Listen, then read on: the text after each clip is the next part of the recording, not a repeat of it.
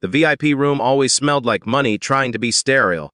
Citrus cleaner layered over old cologne, something floral that clung to the curtains no matter how often they were changed.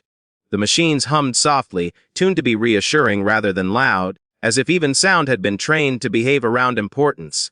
I was assigned there because I followed instructions and didn't ask questions. That's what they told me.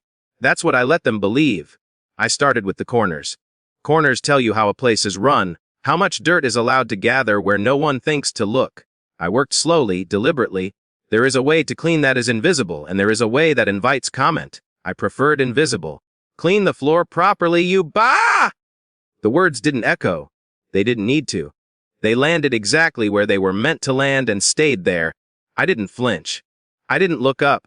I focused on the thin dark line where the tile met the wall, the place where yesterday's dust had settled into something like permanence.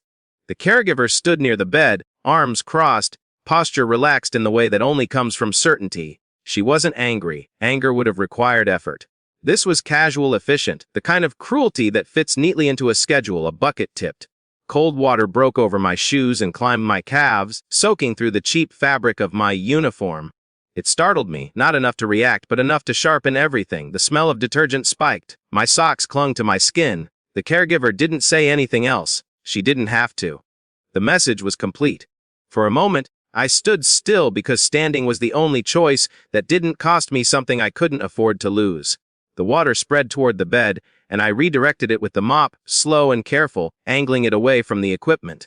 Every movement was measured. There are times when silence is resistance, and times when it is submission. The difference is internal, invisible to everyone else. The man in the bed didn't stir. Or maybe he did and chose not to acknowledge it. VIP patients were skilled at selective awareness. Either way, the room held its breath and then exhaled without consequence. The nurse came in then. She didn't ask what happened. She didn't look at me. She went straight to the sink, washed her hands, dried them, and pulled on gloves. Latex snapped softly in the quiet. A sound like punctuation, marking the end of something and the beginning of something else. I watched her from the corner of my eye. Nurses are trained to see everything and respond to very little. Her calm wasn't kindness, it was procedure. Still, it steadied me. Institutions survive on people who know how to keep their faces neutral. As I worked the mop back and forth, memory intruded. It always did when I was tired or wet or both. Another room years ago, same size, different smell. Leather chairs instead of vinyl. I'd been standing then too, but on the other side of the power line, correcting someone's posture with a raised eyebrow, asking questions that sounded harmless and weren't. I remembered how authority disguises itself as tone, how easily it becomes habit.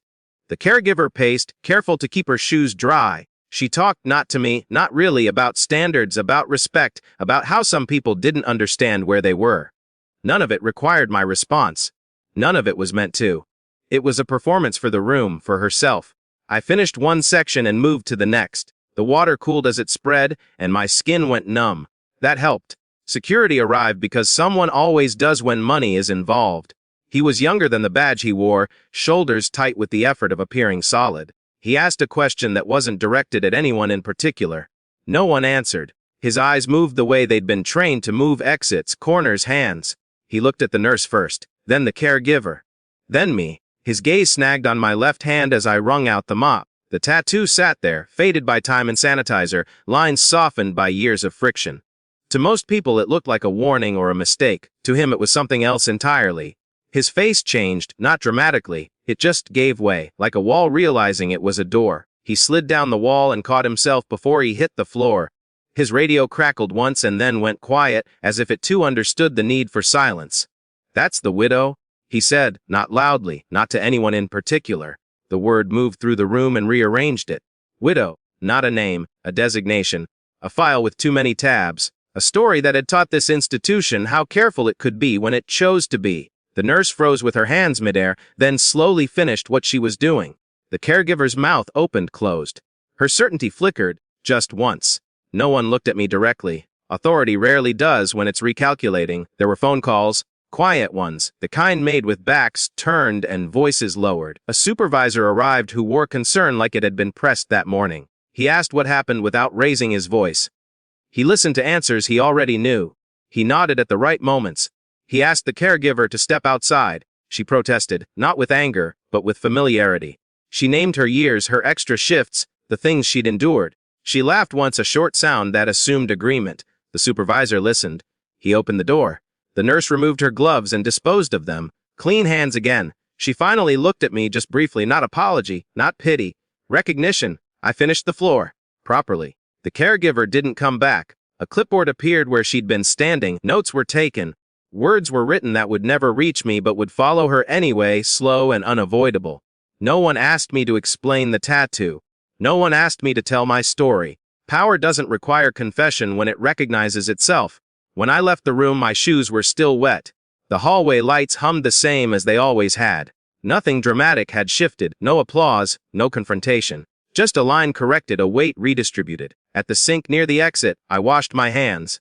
The water ran warm. The mark on my skin looked smaller under the fluorescent lights. That was fine. I didn't need it to be large.